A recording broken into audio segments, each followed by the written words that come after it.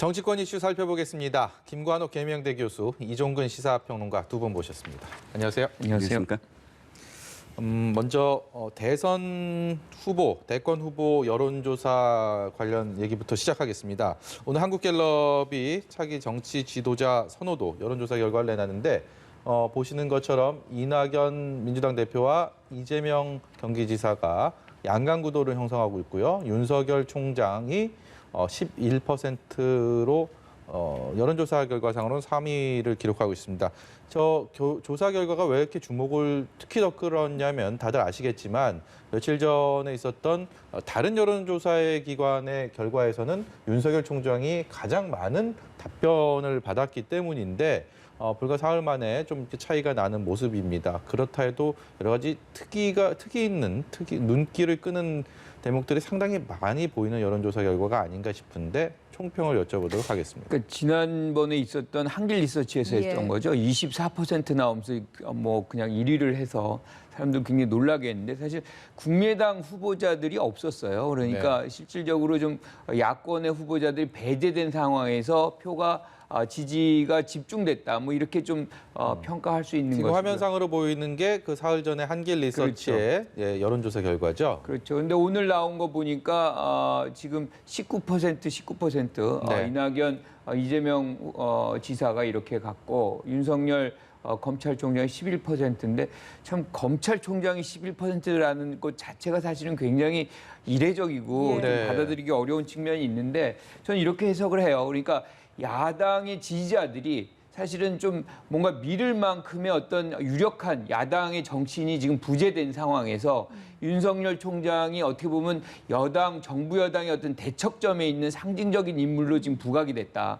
특히나 이제 추미애 장관과의 어떤 갈등 관계, 뭐 이런 것들이 야당 지지자들한테 저분 이렇게 잘하면은 야권에 나와서 지도자의 어떤 반열에 오를 수 있겠다는 기대치를 지금 주고 있는 것이거든요. 네. 그래서 추미애 장관과의 갈등이 커지면 커질수록 이런 지지율도 굉장히 야권 지지자층에서 좀 더 커지는 것이고 지금 24% 나올 때는 부동층과 중도층에서도 일부 이탈을 해가지고 거기에 갔어요. 예. 이 얘기는 지금 전형적인 어떤 보수 지지자들뿐만 아니라 지금 현 정부나 여당의 어떤 부분에서 좀 불만을 갖는 그런 중도층의 이 유권자들도 일부 거기에 가세하기 시작했다는 것을 의미하는 것이거든요. 예. 그래서 그런 부분을 감안한다면 사실은 여권에서도 이런 어떤 지지율 추세에 대해서 약간 민감할 필요가 있겠다는 것을 좀 생각이 듭니다. 네. 예, 총평을 역시 여쭙겠습니다. 네, 여론조사와 관련된 이런 논평을 할 때마다 사실 제가 드리는 말씀이 있는 게 뭐냐면 여론조사 기관별로 다른 여론조사의 기관의 이 포인트를 비교하는 것은 무의미하다. 네. 즉 조사 방법도 다르고 예. 어떤 이 표본 내용도 다르고 네. 진짜 이렇게 비교를 하는 건 한 여론조사 기관의 기관별 이 결과 이거는 추세를 볼 수가 있거든요. 네. 예를 들자면 지금 한길 리서치에서 24포인트가 나온 여론조사의 방법을 살펴보면 6명만 딱 물어본 거예요. 네. 지금 뭐 윤석열 포함해서 이재명, 이낙연, 안철수, 홍준표, 심상정. 근데 이번 한국갤럽은 아예 보기를 주지 않은 거죠. 누구를 지시하십니까 이거죠? 누구를 예. 지시하십니까? 그럼 직발적으로 나오는 인물을 지금 대답을 한 것이거든요. 그럼 네. 그 방법도 좀 다르고요.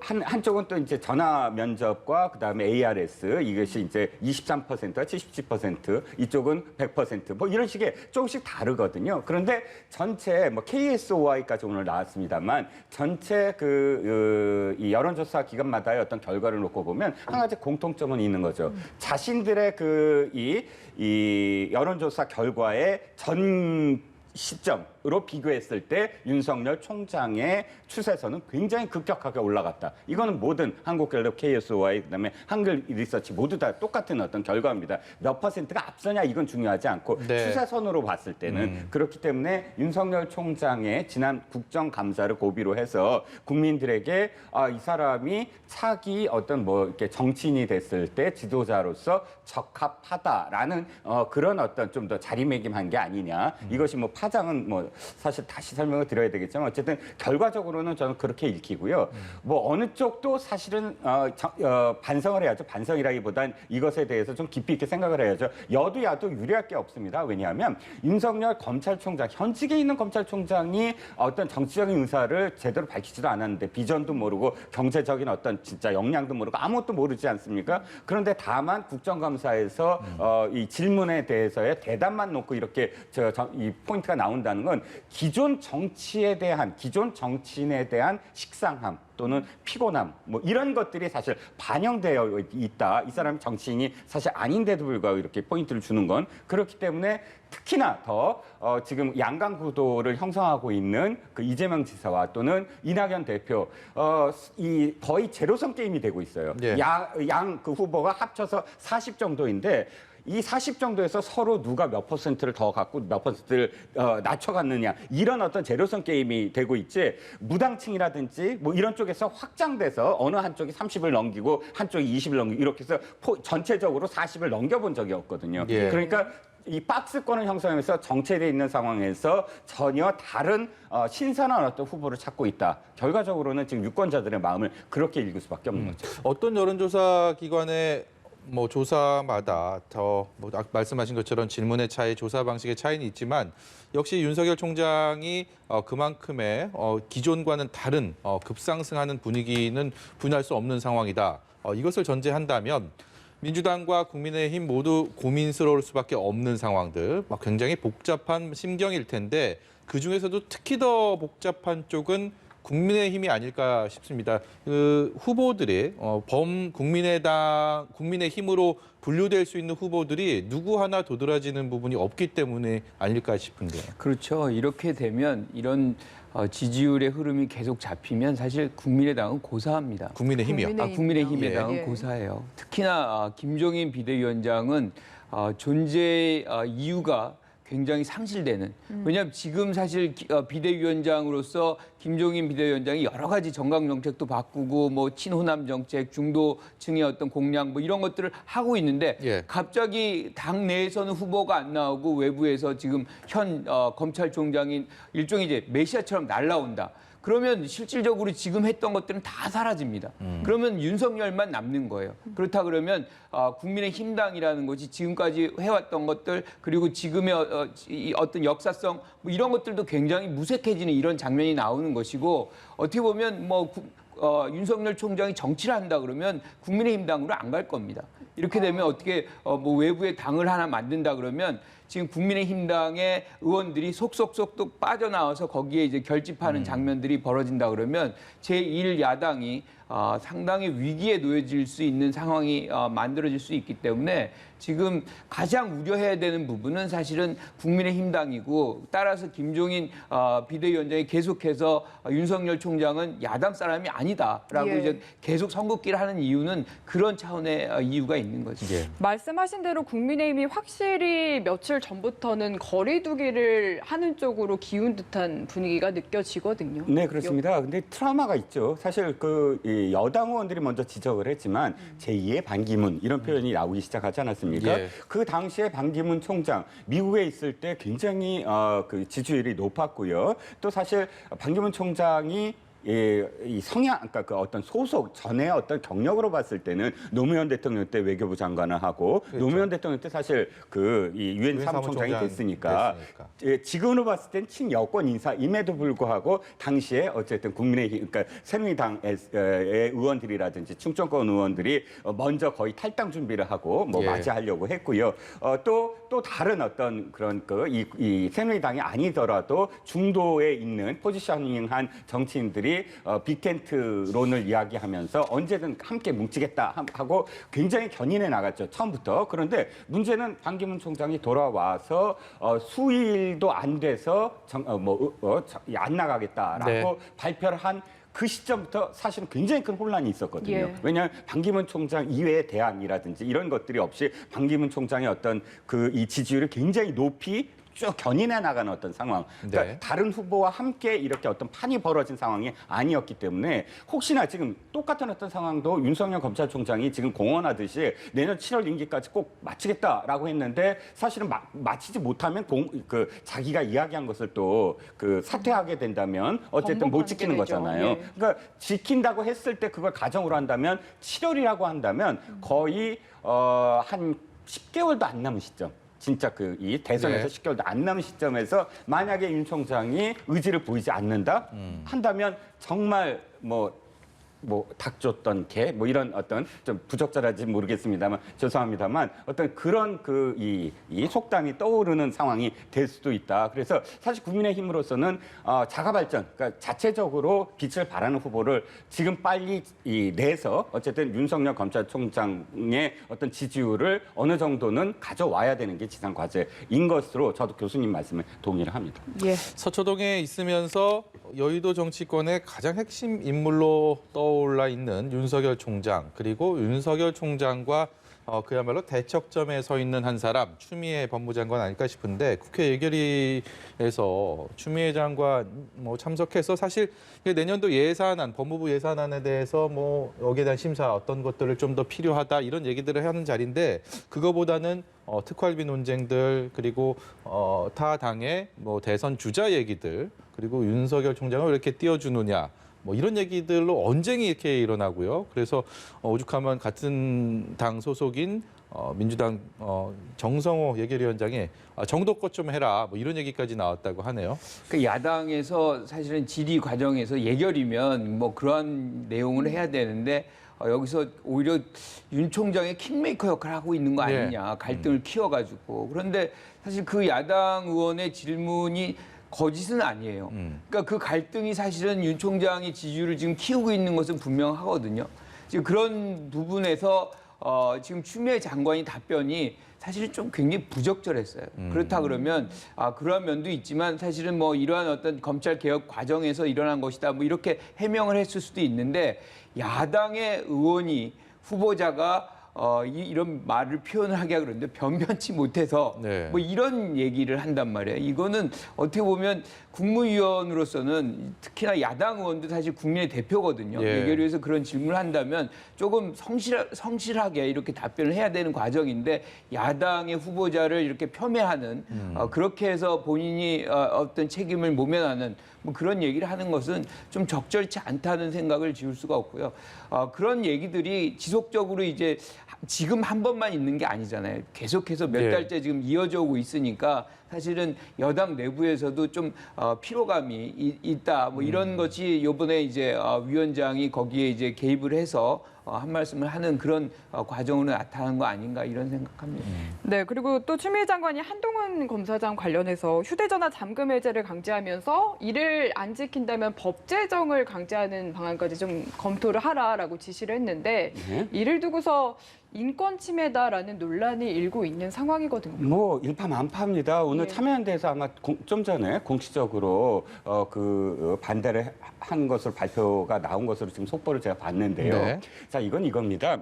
추미애 장관이 뭐가 문제냐면 이 발언을 했을 때 그 발언에 어떤 검증이 안 돼 있는 거 아니냐. 사실 좀 전에 교수님께서 말씀하신 그런 야당 의원의 질의도 그러니까 그 지지율과 관련된 질의도 느닷없이 지지율을 이야기한 게 아니라 네. 그 전 단계가 있거든요. 박형수 국민의힘 의원이 이 특활비와 관련된 질문을 하고 있었어요. 특활비는 사실상 예결위에서 지금 다룰 수 있는 사안입니다. 네. 왜냐하면 지금 추미애 장관이 윤석열 검찰총장이 특활비가 주머니 돈처럼 쓰이고 있다라는 발언 때문에 그렇다면 그걸 검증하기 위해서는 그 법무부 장관, 검찰에 들어가는 특활비와 그다음에 그것이 다시 법무부 들어가는 특활비 그리고 예년과 달리 추미애 장관은 한 푼도 안 받았다라고 법무부에서 이야기하므로 그 예년이라고 한다면 그 전임 장관들을 얘기하는 거니까 조국 장관이라 그러면 박상기 장관에 대해서도 묻는 것이고 그렇게 물으면서 윤석열 검찰총장의 그런 특활비와 관련된 발언 발언은 부적절했다를 이야기하면서 넘어간 부분이거든요. 예. 사실 이 부분도 마찬가지다. 법무부에서 한동훈 검사장의 그 이 비밀번호와 관련돼서 그것을 밝히지 않는 것을 이제는 앞으로 제한하겠다. 그러니까 그 밝히도록 하고 그것을 만약에 안 밝히면은 법적인 어떤 형량을 네. 추가하겠다 이렇게 표현을 했습니다. 일단 뭐 법조계에서는 그것이 헌법에 자기 이 방어권을 침해하는 것이다라고 이야기하고 있고요. 자. 한 가지만 여쭤볼게요. 내가 범죄를 지금 피의자입니다. 제가 이게 증거예요. 근데 제가 이 증거를 인멸했습니다. 제가 벌을 받을까요? 안 받을까요? 받지 않. 안 받습니다. 예. 왜냐하면 내가 나를 보호해 줄 수가 있거든요. 그러니까 내 증언도 역시 마찬가지고요. 그런데 하물며 이 핸드폰을 이렇게 던져서 깨트려서 증거를 인멸한 것도 아닙니다. 예. 인멸해도 사실 벌을 안 받는데 비밀번호를 안 밝혔다고 벌을 받으면 거꾸로 지금까지 있는 모든 법을 다 바꿔야 돼요. 즉 이 증거 인멸을 하면 거의 사형을 구형해야 됩니다. 그러니까 제가 비유를 한다면, 근데 기본에 있는 기본법을 무시하고 뭐 비밀번호를 안 했다고 해서 무슨 벌을 준다? 지금 예를 든 것도 너무나 부적절했습니다. 영국과 프랑스, 네덜란드 얘기를 했는데요. 프랑스 형량이 3년형이에요. 굉장히 많습니다. 예. 그런데 다 조건이 있는 거예요. 11개국이 암호와 관련돼서 그 부호와 명령이라고 해서 이 비밀번호를 이야기하게끔 하는 어떤 형량이 있는데요. 조건이 있습니다. 국가 테러라든지 혹은 뭐 디지털 성범죄라든지 이런 것들이 사실상 EU에서 옛날에 아프리카라든지 식민지 국가였던 프랑스 같은 경우 아프리카나 또는 이슬람 문명권에서 들어오기 시작하고 또 EU라고 해서 각각의 나라들이 전부 다 국경이 거의 없어진 상태에서 예. 테러라든지 이런 부분들이 너무나 이 만연한 그런 부분들과 관련해서 그것을 법적으로 이렇게 처리하겠다, 보완하겠다. 그 대신 판사, 법원에서 아주 엄격하게 국가의 어떤 테러라든지 이런 부분에서 시행을 하라라는 그런 조건을 지금 나라들이 시행하고 있는 것이거든요. 네. 근데 그것을 지금의 예로 한동훈 검사장의 이 비밀번호를 안 밝혔다고 해서 이렇게 형량을 한다? 뭐 권리장전에도 나온 영국도 한다라고 SNS에서 말씀하셨지만 제가 알기에는 영국에서는요 한동훈 검사장 같은 사건에 대해서 비밀번호를 안 얘기했다고 해서 형량을 주지 않는 것으로 저는 알고 있습니다. 예, 주제 좀 넘어가 보도록 하겠습니다. 민주당이 국회 상당 부분, 사실상 국회 본회의장과 의장 사무실을 제외하고는 모두 세종시로 옮기는 부분을 추진하고 있는데 충청 지역에 기반을 두고 있는 국민의힘 야당 의원은 이 부분에 대해서 어떤 생각을 하고 있을지 궁금했습니다. 목소리 먼저 듣고 오겠습니다. 국가의 결정인 헌재의 결정을 불가하고 했다면 이것은 어떻게 하겠다. 그리고 행정수도를 옮기자. 네. 이렇게 설득력 있고 그리고 대안을 내놓고 한다면은 우리가 참여해서 충청도에 행정수도가 온다는데 반대할 사람이 누가 있겠습니까? 가면은 다 가야 되고 예. 그렇지 않으면은 말아야지. 그거를 쪼개갖고 분류해서 또 내년이 이제 선거를 앞두고 네. 또 일부는 서울 시민에 대한 선거에 대한 의식을 하고 있는 것 같고. 홍문표 의원은 약간 지역구도 의식이 되고 국민의 입장도 약간 의식이 되는 듯한 애매한 발언을 지금 해줬는데 사실 지금 여당은 이제 세종시로 의사당을 이전하겠다라는 의지가 굉장히 관철 의지가 많이 보이는 것 같습니다. 이번에도 국회 국토교통위가 내년 예산안에 지금 설계비 117억 원을 증액을 해서 통과를 시킨 상황이고 국민의힘은 지금 헌재 위헌 논란도 있는데 이렇게 관철을 하겠다는 거냐라고 반발을 하고 있는 상황이거든요. 그러니까 지금 이게 선거와 연동이 돼가지고 이제 더 의혹이 증폭이 되고 논란이 더 만들어지고 있는데 민주당은 사실 오래전부터 행정수도 이전에 대한 노력을 줄기차게 해왔어요. 그래서 딱히 선거 때만 이러는 건 아닙니다. 그리고 또 한 가지가 우리가 전 국토를 본다면 균형 발전 차원에서 보더라도 우리가 조금 수도에 과밀된 초집중된 이런 부분은 뭐 모두가 다 이해하고 있을 것 같아요. 예. 그래서 이런 부분에서 행정수도 이전에 대한 논란은 계속되어 왔던 거죠. 그런데 지금 이 국회에서 일부를 지금 세종시로 옮긴다는 것이 선거에 대한 어떤 이용 뭐 이런 거 아니냐라는 의혹을 제기하고 있는 거죠. 그래서 저는 뭐 그 부분에 관해서는 이 행정수도 이전이라는 거는 백년지 대계입니다. 우리가 이거를 선거의 어떤 수단, 전략, 뭐 이런 걸로 우리가 생각해서는 안 된다고 생각을 하고요. 만약에 이것이 실질적으로 여당이 집중적으로 한번 뭐 대선 과정에서 추진해 볼 생각이 있다면 저는 뭐 지난번에 우리가 원전을 이제 조기에 폐쇄할까 하다가 이제 다시 건설하는 걸로 이제 결정을 이제 변경시킬 때 우리가 수기 민주주의를 했어요. 네. 그래서 이러한 중대 사안에 있어서는 저는 여당이 중심이 돼서 이거를 수기 민주주의 차원에서 한 뭐 그게 1개월이 됐건 2개월이 됐건 아주 집중적인 심도 있는 논의를 거쳐서 결정을 해가지고 국민들의 어떤 동의를 이끌어내서 한다 그러면 저는 그것이 가장 논란거리를 최소화하는 그런 방법이 아닌가 이렇게 생각합니다. 야당 입장에서는 두 가지 측면에서 뭐 비판의 소지가 논란의 소지가 분명히 있다고 보이는데 뭐 우선 법률적인 측면에서는 이제 행정 수도로 세종시를 이전하는 것이 위헌이라는 그 헌재 판결이 나온 상황에서 이 뭐 국회의사당을 세종시로 옮기는 부분에 대해서 이게 과연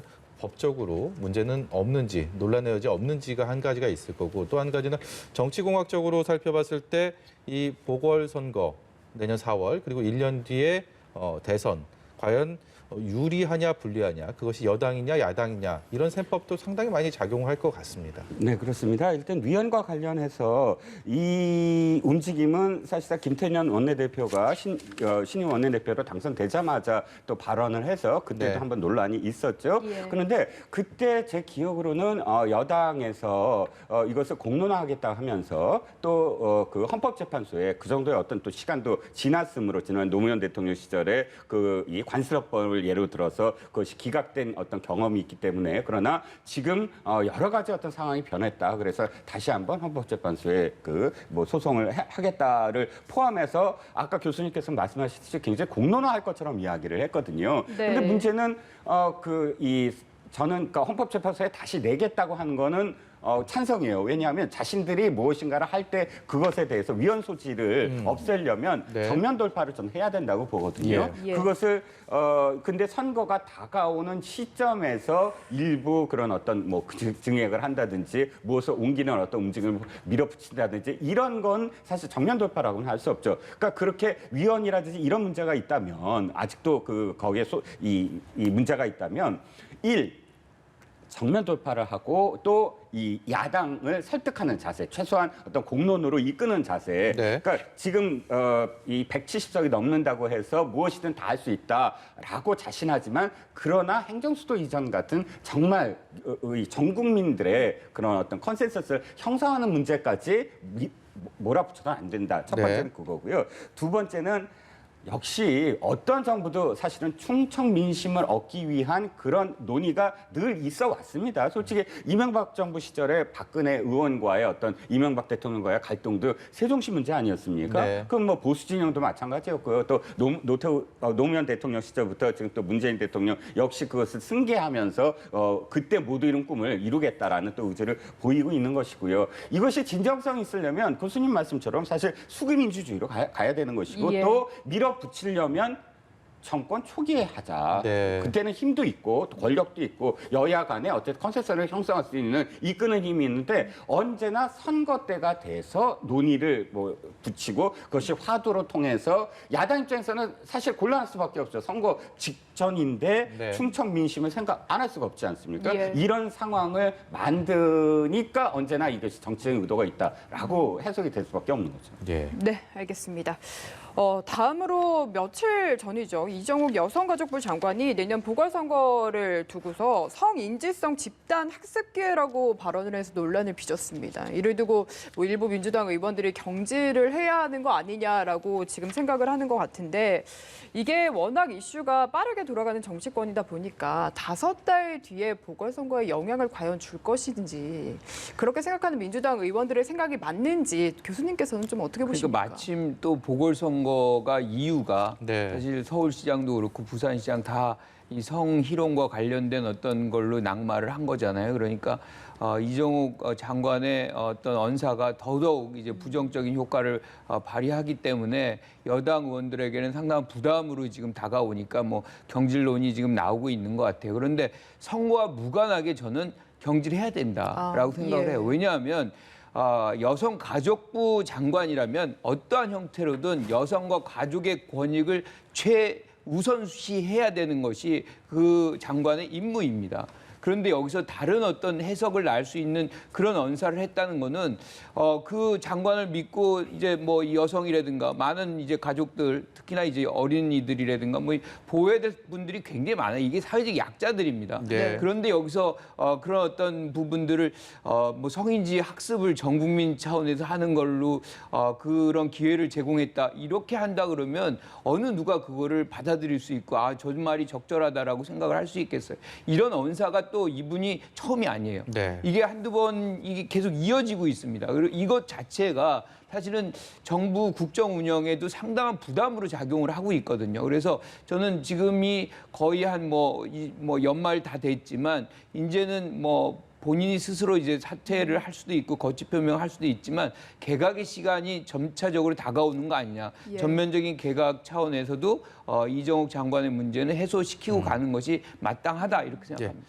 마지막으로 시간 저희가 한 1분 정도 남았는데 오늘 공수처장 뽑기 위한 추천위원회 회의 있습니다. 공수처 전국 연말 상당히 우려되는 부분도 있고 또 기대되는 부분도 한편으로는 있는데 어떻게 전망하십니까? 일단 7명의 이제 추천위원이 끝장 토론이라도 해서 오늘 뭐 결정을 보겠다라고 지금 여당에서는 이야기하고 있는데 제 바람이 있다면 양쪽 여당과 야당에서 각각 추천하는 인물들은 좀 제외하자. 즉 좀 그러니까 어떤 의미에서는 서로 간에 정치적인 어떤 성향이 뚜렷하니까 사실은 양쪽에서 추천을 하지 않았겠느냐. 네. 그러면 변협에서 추천한 그 사람들이라든지 이렇게 해서 2명을 추천하는 것이 좀 더 중립적인 어떤 부분이 아니겠느냐. 공수처장이 너무나 막강한 그 어떤 그 권력 예. 그 감찰 기구보다 막강한 어떤 권한을 갖고 있기 때문에 아마도 그렇게 한다면 야당에서 추천한 2분이 계속 발목을 잡을 이유는 저는 없을 것이다. 처음 시작하는 분은 전 중립적인 분으로 가급적 선정이 된다면 자금이 없을 것이다라는 생각입니다. 네, 여기까지 듣도록 하겠습니다. 지금까지 김관옥 계명대 교수,